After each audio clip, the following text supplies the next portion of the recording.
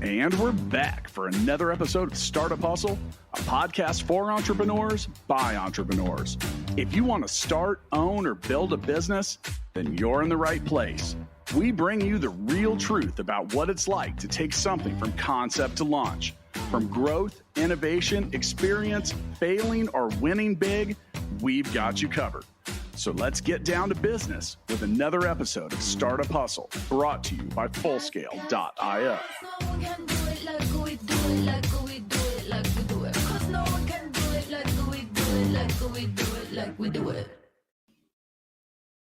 What's up, hustlers? Welcome back. This is Andrew Morgans, founder of Marknology, here as today's host of Startup Hustle. We're covering all things e-commerce, Amazon, startups, exit life, you name it. Today, we're going to be talking about balancing entrepreneurship with family, as well as a whole bunch of other things. Today's guest is absolutely a prize. I'm super excited to introduce you guys and get to know him a little bit better. Before I introduce him, let's give a shout out to today's episode sponsor, Double, a flexible assistant service for busy executives that matches you with an experienced assistant. Today, it's easier than ever to hire a virtual assistant online, and no solution is better than Double. Double is a flexible assistant service built for busy founders, executives, or anyone looking to save time and focus on what matters most. Want to take control of your business and unlock a lot more productive version of yourself? Go to withdouble.com today and get $300 off your first month when you use the code HUSTLE22. That is withdouble.com. Use code HUSTLE22 and save $300. Today's guest, Mac, welcome to the show. Thanks for having me. Yeah, excited to be here. Me and Matt connected through a mutual colleague for his company, ExitDNA, which we'll talk about a little bit, but works with founders to help them get prepared, get ready, get confident about, preparing their business for exit and doing all of those things. And we have yet to engage, but I have no doubt we will be working together in the future. It's definitely something on my list to be as just absolutely prepared as I can be for when that time comes. Mac, I know you have an incredible story. Your bio is impressive. What we were talking about before the show started is impressive. I won't even get into all of that. Just a super great guy and referred to me by someone that I also respect, with Yoni. And I know you helped Yoni and Escala, who I've personally used, in the show. Let's get behind that and talk a little bit about who Mac was like in the early days. How did you become an entrepreneur? Is it something you always wanted to do? Did you go to school for business? Was it in the family? Go as far back as you like. Yeah, great. Well, I guess the backstory, couple things really sort of shaped my life. Number one, most of my life as a kid growing up was soccer. That was really my passion in life. All of my goals and dreams could be sort of defined as the level I wanted to play soccer. I wanted to play in college. I wanted to be a professional. I wanted to really sort of shape my life around this sport that I loved. And so 7 days a week for most of my childhood, that was really my passion. In a lot of ways, I actually didn't even think about what I was going to do other than play soccer. As a matter of fact, even in college, I was very fortunate. I got a scholarship to a top 10 college program. I was a collegiate All-American, but like all the way through college, my focus was playing soccer, having fun, and I just didn't really think beyond that. So that was a huge part of my life, and I'm sure we'll talk about it more later. I mean, I've been able to weave that into my business career quite a bit as well. The other thing that sort of shaped childhood for me is I'm an only child, awesome parents. My father was a third shift engineer when I was young, didn't go to college. I mean, he was just a super hardworking, work ethic guy and worked super hard to take our family from, kind of, middle class, I guess you would say, up to a much better position, primarily out of hard work. I mean, he really did an amazing job for our family.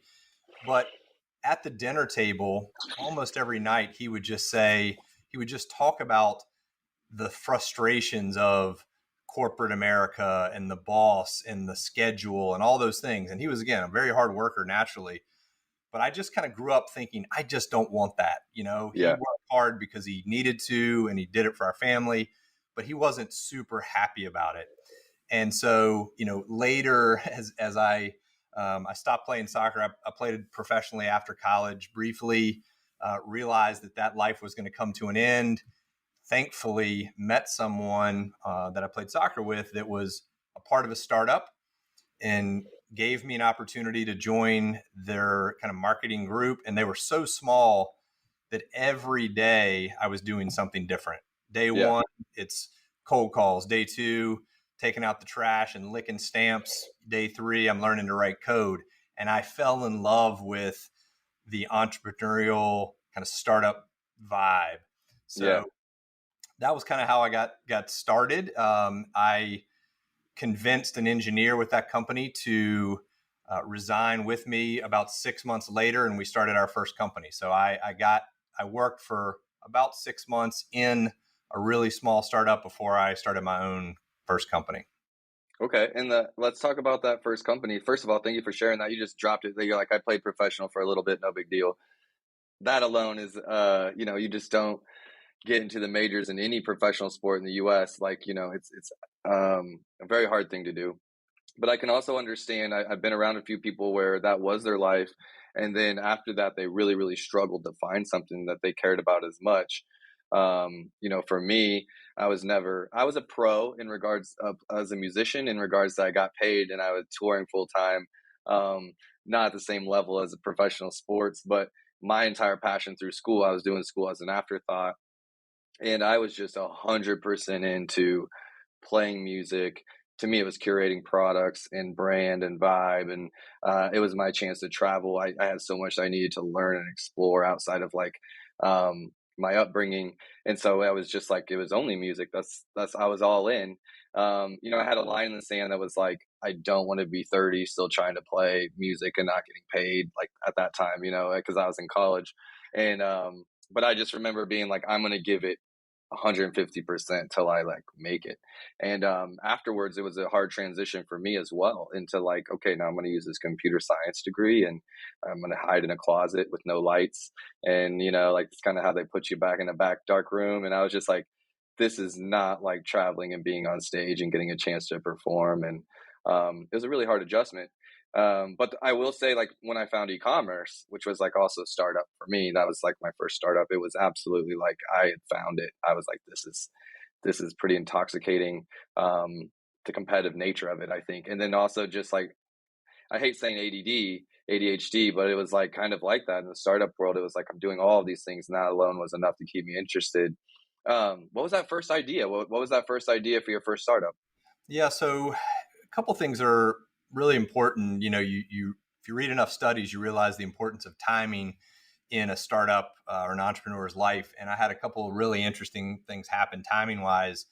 The first was, this company I was working with was doing what back then we called multimedia software. So it was, sound and animations, and it was really in the educational space. I had no passion for that in particular. I just loved the startup vibe that it had. But this engineer and I really felt like all of the things we were doing in education were going to drive business, where people were going to be using these same tools. They were going to be thinking the same way. And we went to the president of that company and said we wanted to basically start a business division, and there was no interest. So we resigned in the first quarter of 1995 and started what we called an internet company. We literally were launching an internet business right after Netscape launched the commercial web browser. So we were really, really early. And the reason I say that is that was one of the best things that ever happened in my life, is being so early in Web 1 that we were ahead of the curve. I found myself in my early to mid 20s standing at the front of boardrooms with, Fortune 500 companies, explaining to them about the internet and the future, and really, fell in love with that. And just, we built a lot of value really quickly. We had a $10,000 loan to start the business, sold it 3 years later for 8 figures. So Wow. a ton of value really fast because we were early and we were taking risk and we were moving. And of course, after that, liquidity event, selling my first company, I literally checked off just about every life goal. I mean, because when you're young, all my life goals were like, I want the red 911, I want the beach house, I want, and so I didn't really think about life beyond material possessions. And I checked those off, really, really early in life. And so it was a pretty pivotal moment in terms of what I was going to do with the rest of my life. And so, yeah, early internet company started in 95. I love it. Thank you for sharing that. I can relate a little bit in the Amazon industry. I've been doing this 11 years, um, in front of a lot of people with a lot more money than me all the time, educating them on what it is to be successful on Amazon and within e-commerce and how to think holistically. And for me, it was very challenging in that it was hard to find a path of revenue early. There weren't a lot of people paying us for what we did. And I didn't go the route of having capital to go buy products and sell those on Amazon. There's so many millionaires that were had capital. Even some of them put it on credit cards. I'm not saying everyone had a bunch of capital, but it just wasn't something that crossed my mind at that time. I was just on the services side doing it for others. Even in 95 as a kid, I was playing with the web. I was in Africa and hacking the satellite dish there to be able to get faster speeds and getting in the back end of websites and, just having a lot of fun. And as a kid, there wasn't really, now there's streamers and all these ways to make money, but back then it was for fun. A lot of it was for fun. And then, I definitely feel an advantage, like where it was super difficult at the beginning, now that it's in high demand, being like a first mover and having like these years of experience because you were on something early, has definitely given me a different appreciation for success rate of doing something that's new and early. Okay, so startup number one, you exited, and I can relate to that too. Although I haven't exited, in that I took care of my mom and my dad, and I have a Jeep Wrangler that I always wanted this Jeep, and I don't need a lot of like materialistic things personally. That's, I'm very minimalistic in that way, and so I had checked these boxes, and for a minute had lost my motivation, just because I don't just chase money. For me, it's been just my quality of life is really high, and this is really where I set the bar. The second round has been, what can I do for others while I chase bigger goals, but I definitely 2018 even, which isn't that long ago, I started hitting some of these goals and was just well, these don't motivate me to get out of bed. To chase more money doesn't motivate me to get out of bed. And it is something that I think entrepreneurs never think about till they're there. And then you're just why isn't my motivation as great as it's always been? And you're just well, if money is the only thing, it doesn't really drive me. So what age were you when you sold your first business? Can I ask? I think I was 26. Okay. 26. Yeah. That's pretty young to have checked all the boxes, what came after that? Walk me through it. Yeah. So probably partially because I checked, some of the boxes, but also I was having so much fun. It was still really early. We sold that business in 98. And so basically, we're still really early as it relates to what's now called the kind of the .com phase. And so I immediately started another company, which was a kind of fusion of everything I'd loved and learned from kind of that early internet space with my passion for soccer, which we talked about. I started a business cleverly named internetsoccer.com, sign of the times.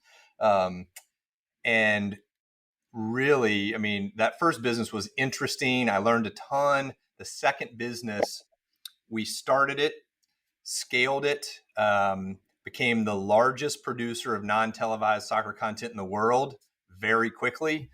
We sold it 14 months later for $15 million. And so I had this crazy experience of flying around and doing deals and hiring really smart people. And it was an area I was so passionate about. I love the sport. And so, of course, that was really peak. The one thing I didn't mention is in March of 2000, we had a term sheet from a group out of New York for a big venture investment. And about a week after we got the term sheet, the NASDAQ crashed, the .com bubble burst. And in so many ways, I'm thankful we didn't take the term sheet, because the business I'm positive would have gone under. And so instead of, raising $15 million, we sold the company for $15 million and we split the money. And so I learned a really, really valuable lesson there about, again, this exit process and raising capital and the impact that all of those things have. Because if I would have raised that money, even if it weren't for the dot-com, bubble crashing, I would have had to build that company to probably $75 to $100 million in value for me to get the same exact amount of money that I got the day I sold it for 15 million. And a lot of entrepreneurs don't understand that. So I learned that really early in life, which again affected a lot of my future kind of endeavors. But that business I still look back on it as one of the most interesting and fun times in my life because it happened so quickly. The other thing I'll mention, and I'm happy to go as deep as you want in this, but I sold that business in July of 2000. 30 days later, my first daughter was born. So August of 2000. And that moment literally changed everything I thought about business, life, the world. And I made a really interesting decision because at that time, my whole persona, like everything I thought about myself was I'm this high flying entrepreneur. I'm a tech guy. I'm flying all over the world. I'm doing deals. My wife, thankfully was understanding, but she would call me some days at the office and say, you need to come home. You haven't been home in 2 days. I'd fall asleep on the floor in the office and get up and keep going. I just didn't stop. And so I said, you know what? I don't want to be the kind of dad that's not there for my daughter.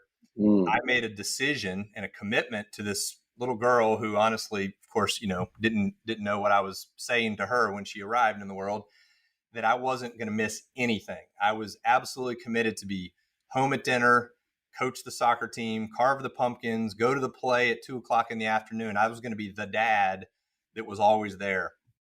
And everyone around me at the time was telling me, Mac, you can't be an entrepreneur like you want to do and be home all the time with your daughter. And other people were like, well, you're going to have to pick, you're going to have to choose. And I just said, I'm not willing. I want to continue to build companies that I love, that I'm passionate about, and I'm not going to miss a moment for my daughter.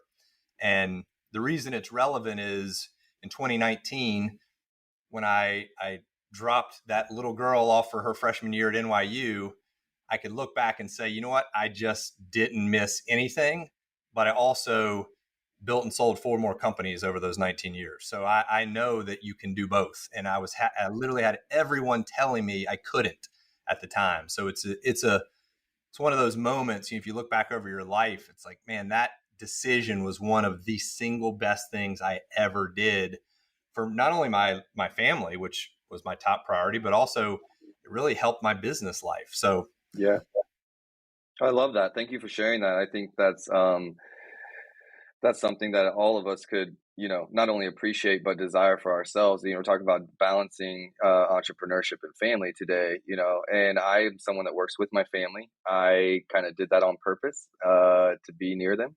I'm glad that they said yes, but I've built my life very intentionally, like a life by design, to be able to live the life I want, with the quality of life, with the people I want to build with, because I am absolutely all in on what I'm doing.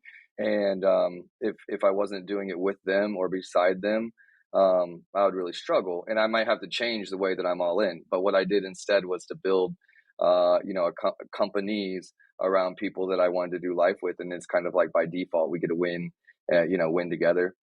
It's not easily done, and some people can't work with family, and some people, can't create those boundaries. For me too, like in a relationships, I put relationships on hold. I wasn't previously married, but I put them on hold till I built the business to a certain level. And really the last 2 or 3 years, outside of bringing the family in, have had to work really hard and able to get myself prepared to have relationships, outside of the business. Because when you're obsessive about something, when you're truly trying to pioneer, I feel like I'm trying to pioneer the Amazon industry from nothing. And then, just a long way to climb as a person, from my own skills and opportunity and background and upbringing and opportunities and network. They were at zero. So it was everyone starts somewhere differently. Even thinking about your second business, you already had an 8-figure exit.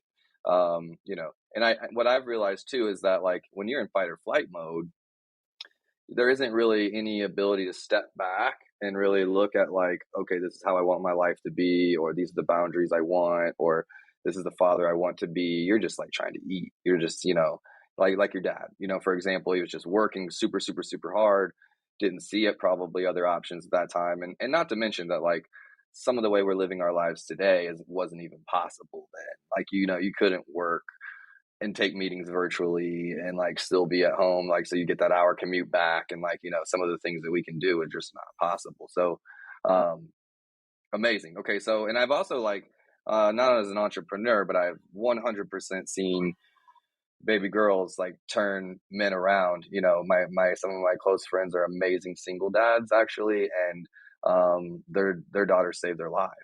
So I've witnessed that and seen the impact of that. And then also I personally have a belief that's if you make a promise like you made that day, I think you said 99 or 2000.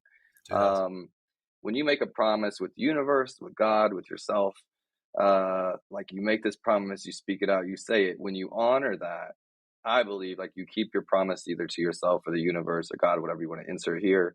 I 100% believe that there is a blessing attached to that, regardless of what that promise is. Like if you say it and you keep it, it's like a karma thing, and the universe has a way of like really like respecting that promise. So super amazing that you lasted. Was she 19? Yeah, so 19. now she's 22. She's a senior I have two girls. My oldest is a senior in college. My youngest just started her freshman year in college. So both girls had a huge impact on my life in so many ways. But yeah, that decision, mainly because even though I had some financial resources for sure, when you look it in the mirror and like you see yourself as like an entrepreneur, and everyone was telling me like, well, that's got to go away. Like, yeah, you could, semi-retire and be a stay-at-home dad, sure, but you can't like run companies that are going to be successful and be home for dinner at 5 o'clock. And I was like, I'm going to do it. I'm going to figure it out. I don't know how yet, but I'm going to do it. And so many things, to your point, which I completely agree with, conspired to help me because I made that decision. And I just, one of the biggest, which I talk about a lot when I'm mentoring entrepreneurs these days, is the first couple times that I got up I was running a meeting for a startup that I was building. The first couple times I stood up at 4:45 in the afternoon and got up and literally started walking towards the door, you could see everyone being like, what is he doing? And I was like, I have dinner with my daughter. And like no one understood what I was doing.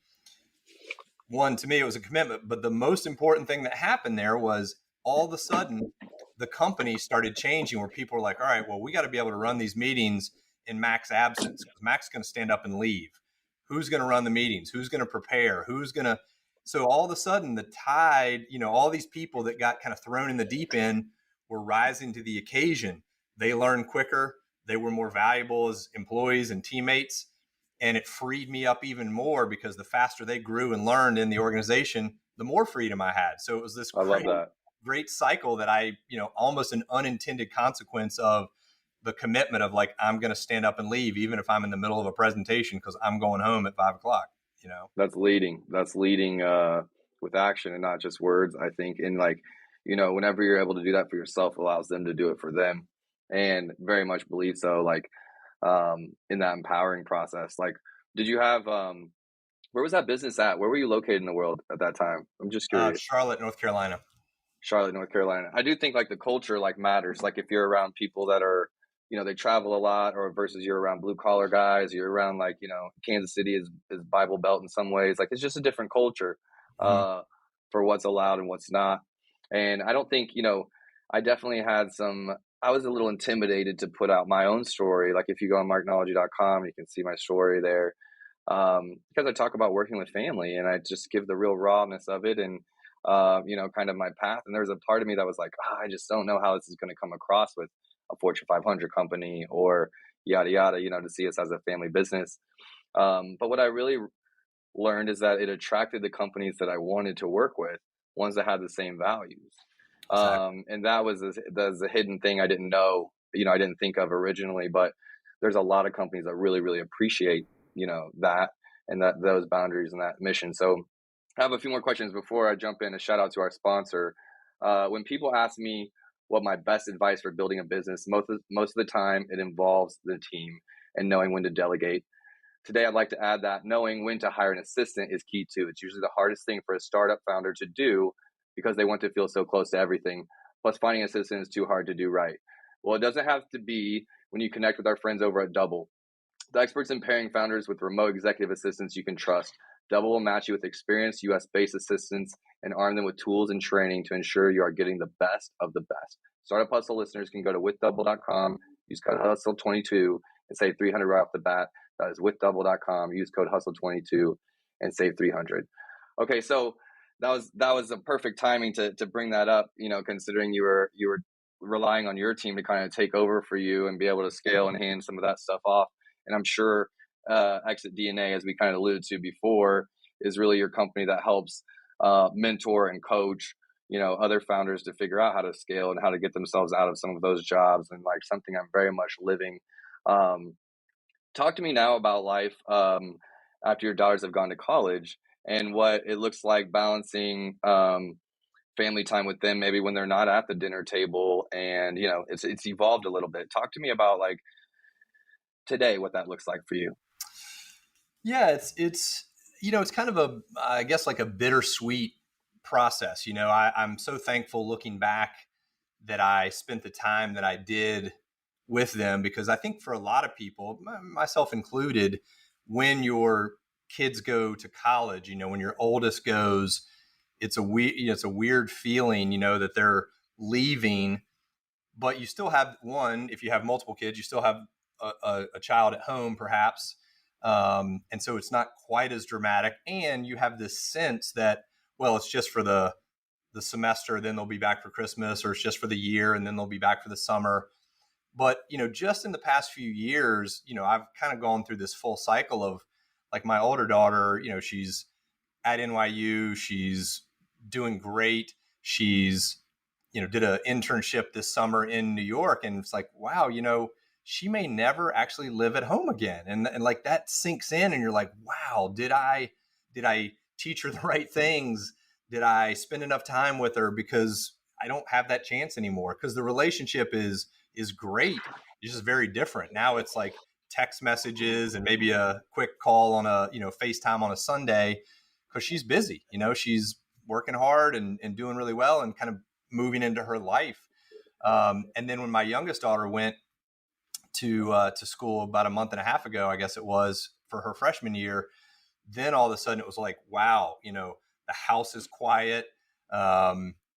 Things have definitely changed. And luckily, I feel very blessed in that, my wife and I, we've been married 26 years now, and I still want to spend time with my wife.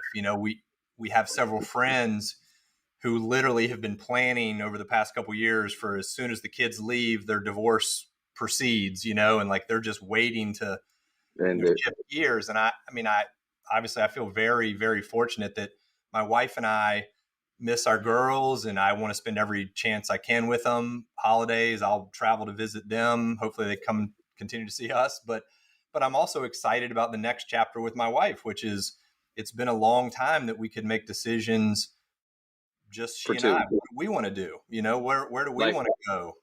Like, let's go to Spain 4 times in the last month or something like that. Yeah. I like that. Yeah. She's going with me again this coming week. So yeah, it's been a change. I do feel, like I said, very fortunate that I made mistakes. I made a million mistakes, like all of us do. I wish I would have done certain things differently, but I am so thankful that I prioritized the time with them, because when you get to this point, it is gone. There is no looking back and being like, oh, maybe just one more month we could do more together. It's like, oh, you missed that boat. So I would encourage anyone that's in that earlier phase with their kids and their family, like, really take that seriously, because I know it's possible to prioritize for family and still be successful in however you define that. And you don't want to regret that one. No. And I think something that's kind of interesting is, like, I'm kind of coming at this from the other perspective, which is, I had just a very interesting upbringing in that I grew up in Africa with my family in Congo and Cameroon, like some very remote, unique places, and it really bonded us together. I came back to the U.S. and we had a lot of religious differences, and so around 18, I went after the music thing in college and was like doing my own thing, and really spent about 7 or 8 years away from my sisters and my family. Not like we weren't fighting or anything like that. It was just like I needed to be myself and needed to be away. And I didn't really realize how much I missed that dynamic. And I know not everyone has the best families, and I'm speaking in generalities, but for me, I had a great family, and it was. I went through relationships, heartbreak, and things like that, and different things in life. Brought up different challenges, but my sisters actually, both with degrees in engineering and equestrian science, gave those up to come build Marknology with me. And for the first time in maybe 7 or 8 years, all of a sudden I felt super empowered. I had this unconditional love aspect back around me. And if you don't think that that matters when it comes to business and it comes to the stress and the different things that happen like that, I wasn't married, right? So I didn't have that significant other with that kind of love. And getting my sister's back around me, I just didn't know how much I missed that element and that support element. And, we've been absolutely blessed the last few years to even be able to take care of my parents, which was the second step.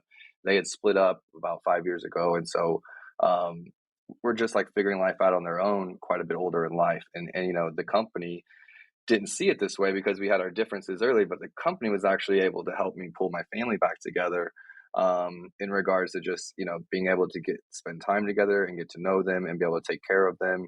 And so I'm the kid that went away to college or whatever that's now going the opposite direction. And I just really appreciate like the value of family. And I saw some stats, in regards to just like, the beginning of your life, you spend like this much amount of time with your parents. And after that, it's like a very small percentage of like actual hours, with family. And so if you're not living with them, if you're not doing life like that, it's just like what, a Sunday dinner or a call, or, it becomes very, very minimal.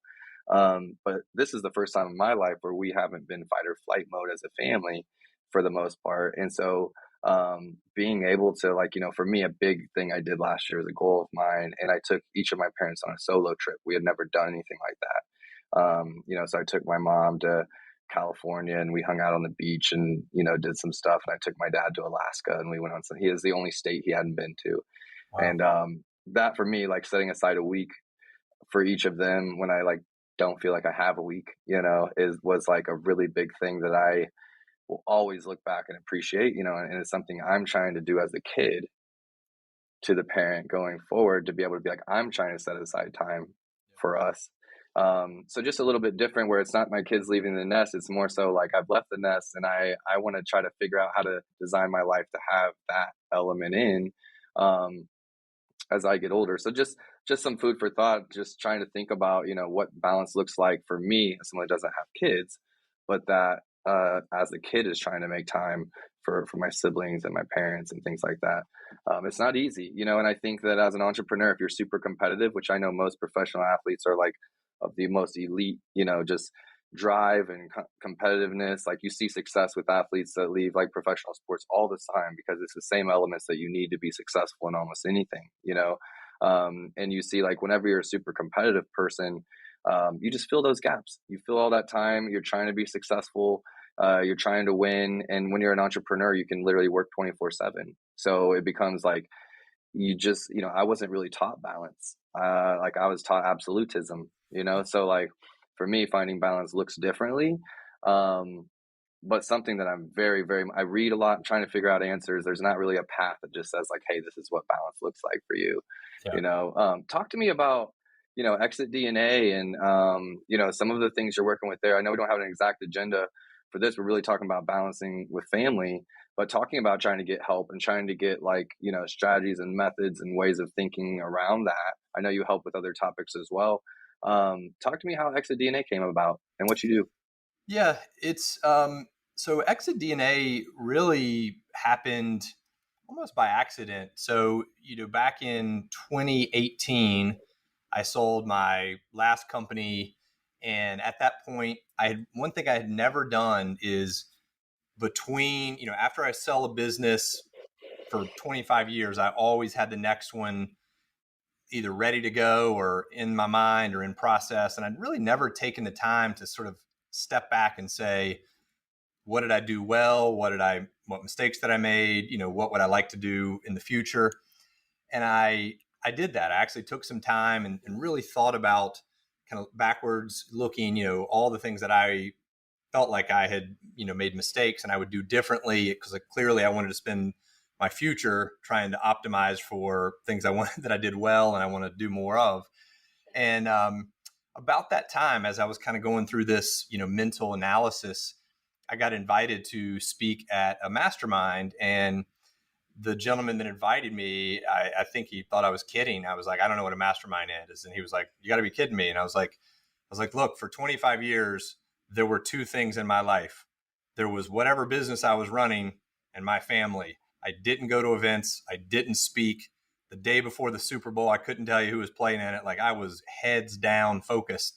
So I don't know what a mastermind is. So long story short, they convinced me to come out and speak to this entrepreneurial group at a mastermind.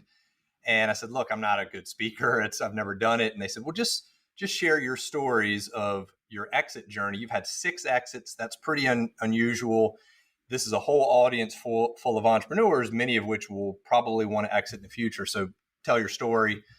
And so that's what I did. I got up and I kind of talked about mistakes I made, a few things that I thought I'd done well, just tried to add value, share as much as I could. As soon as I walked off the stage, a group of entrepreneurs kind of came like jogging up to me and said, I need your help.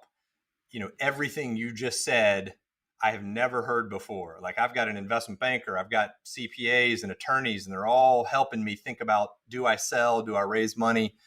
And what you just said, I've never heard from any of them. And I was thinking, I don't know what I said, because I don't think I said anything impressive. But what really resonated, and it makes sense in hindsight, is I made a comment that of my 6 companies, I had never sold for a financial multiple. I'd never sold for an EBITDA multiple or a revenue multiple.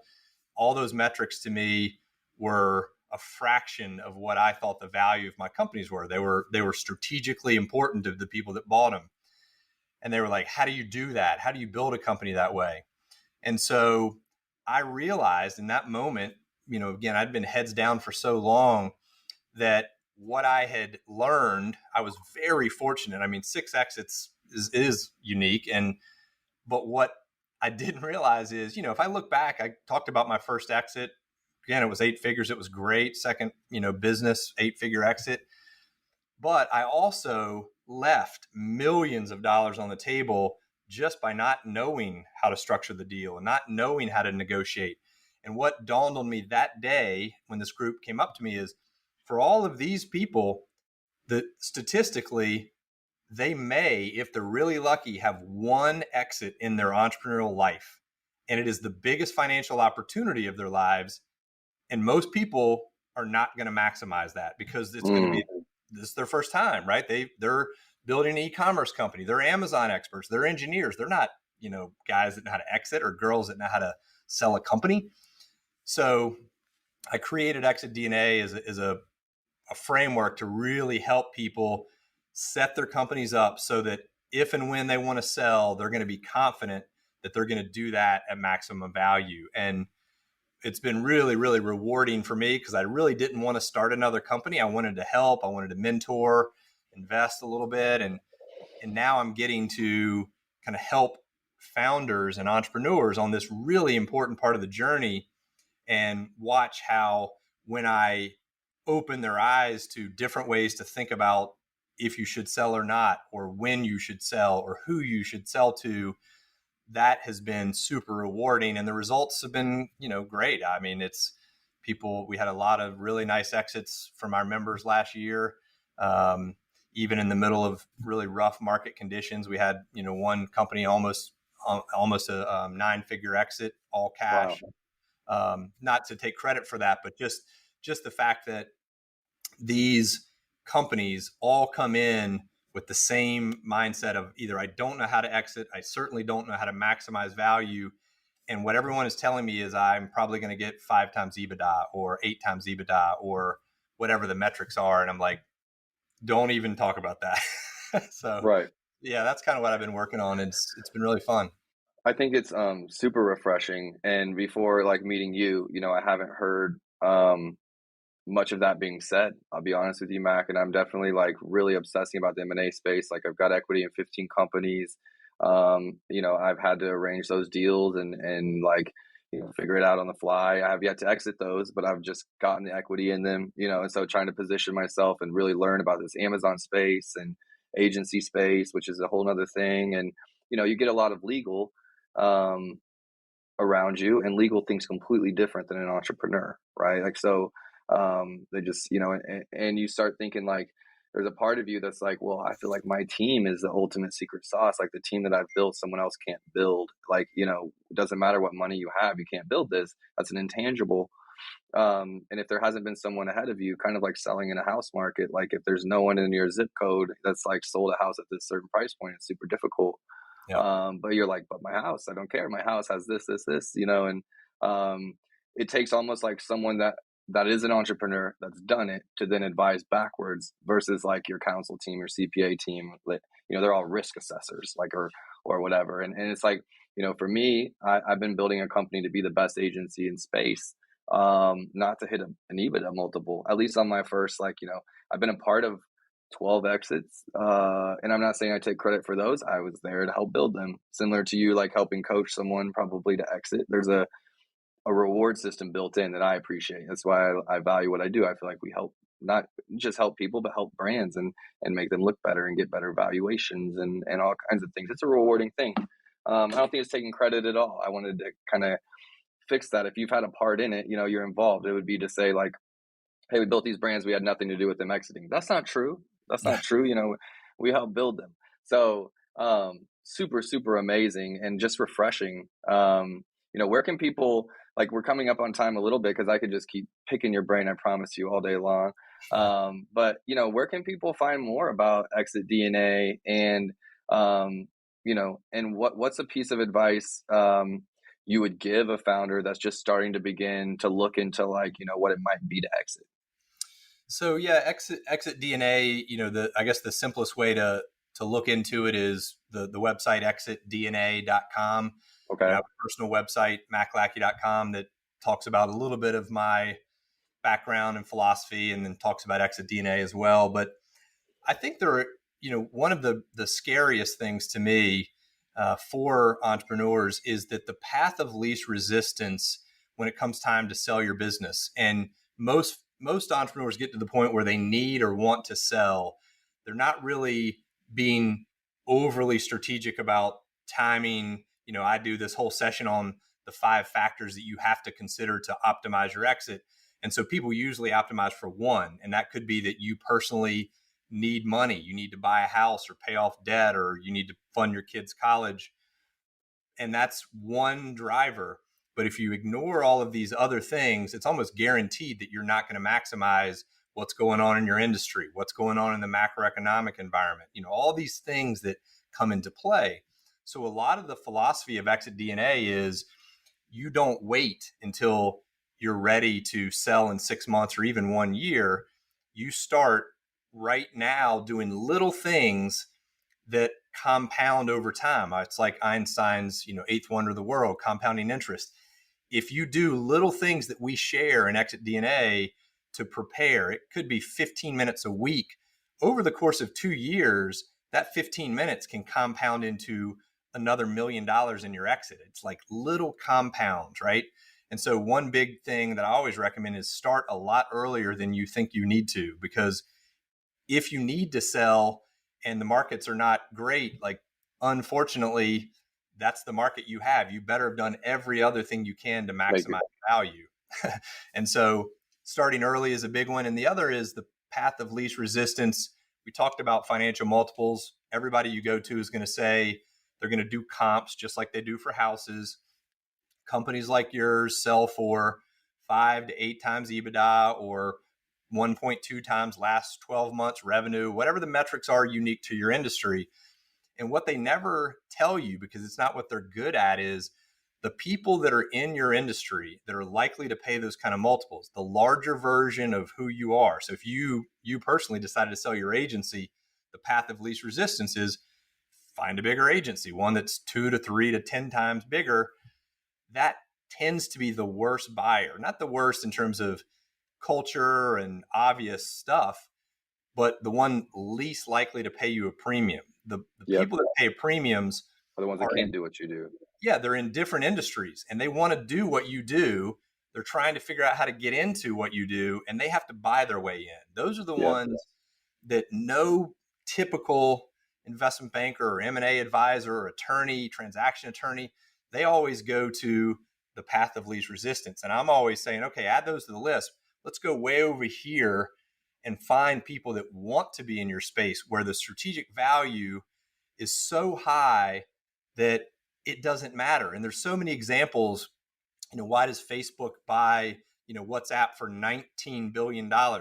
It's not because of an EBITDA multiple. They weren't making money yet. They needed to be in that space. Why does Google buy a division of Motorola? Amazon buy Whole Foods. Yeah, they do that that's a great example too. They do that because they need the strategic value that someone else has created. So as an entrepreneur, you have to be focused on that stuff, or it doesn't mean it's awful, but you're just going to end up kind of with that path of least resistance. And I know the difference, adding another $1 million or $2 million to your exit, depending on the size of your company, could be the difference between you retiring your parents and doing what you want the rest of your life, or being like, hey, that was great. Now I got to go get another job. No, Mac, I love that. And something I can relate to on a little bit granular level, because I think it's so relatable, is like, for me, as I've scaled my agency in the Amazon space, I don't like working with Amazon, what they call Amazon FBA sellers. So basically like private label sellers. That is my community. That's where we've gotten our start. That's who I has helped build this industry. At the same time, there's someone that did it themselves at one point, and they don't value the services of a full service agency when it comes to content, branding, and these types of things, versus you pair up with like a Fortune 500 company that has no one inside of their company with any kind of experience like this. And they're open. They're just so thankful for the learnings. They're willing to pay for this because this is something they don't have. Completely different experience doing the same work, really, So it's not just about the revenue. It's about like being appreciated as a consultant and, and as a team, and then those services being valued. So not on the exit side, but even in the business of what I do day to day, working with someone who does what we do, not valued as much, harder relationship. Working with someone that's like they have their experience in retail or something like that, for example, and then they bolt us on as a team, and it's just like, wow, the relationship piece goes so much better and feel us like they value us. Very well said. And then an amazing tip. We have to go because we're at time, but it has been a pleasure having you on the show, Mac. And I can't wait to connect again. I know we'll be working together soon. ExitDNA is in the roadmap for me, at least. I've been doing a lot of work the last few years. Like you said, those 15 minutes a week, even just getting stuff prepared and building for it. And it has been paying off. I'm the most long game, probably young person you'll ever meet. Just Smart. Because the things I've wanted in life have been far ahead of me. And so it took a long game kind of strategy to get them. Just a pleasure. Thank you so much for your time. Shout out again to our sponsor. Today's episode of Startup Hustle is sponsored by Double. Double's remote executive assistants can help you with everything from email and calendar organization to expense reporting and database management. Find your perfect assistant today. Head over to withdouble.com. Use code HUSTLE22 to get $300 off. Even easier, click on the link in the show notes. While you're there, make sure you hit that subscribe button so you can be always sure to find your daily dose of Startup Hustle. I'm going to have Mac's website and links as well in the bio, everyone, so you can find that if you're listening in the car. Just look up the episode and you can find his links. We'll see you next time, guys. Mac, thanks again. Thanks for having me.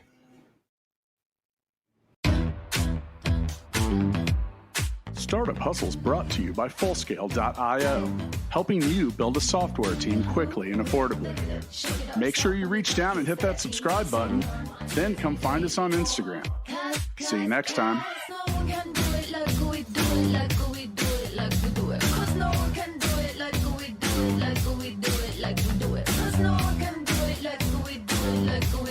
Like we do it. so we do it like we do it.